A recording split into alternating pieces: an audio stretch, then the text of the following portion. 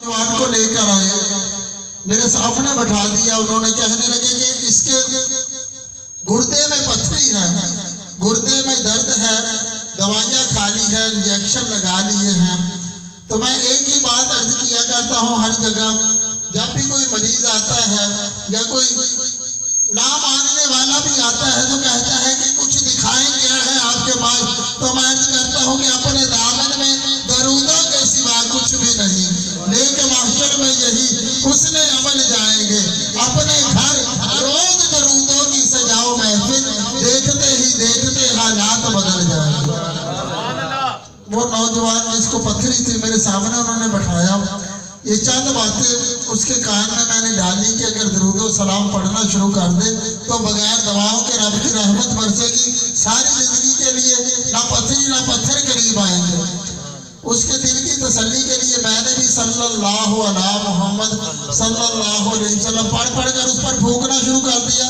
وہ بھی پڑھنے لگا، پڑھتا پڑھتا چلا گیا. یہ ایوب صاحب اس دن وہاں موجود تھے، یہ حضور ملک صاحب اس دن پاس ہی بیٹھے ہوئے تھے، ان کے وہ شاید جاننے والے ہی ہیں. جب وہ دوسرے دن یا تیسرے دن درود محل میں آیا تو کیا اسے درود و سلام پڑھنے کی برکت کیا ملی. کہنے لگا کہ درود و سلام سن کر میں گھر گیا، پڑھتا پڑھتا گیا، سرکار کی محبت کا چراغ دل میں روشن کر کے گیا.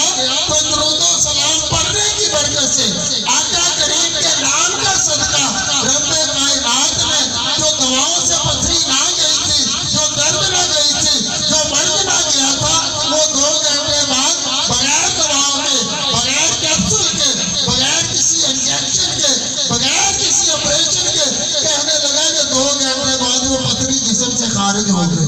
سبحان اللہ.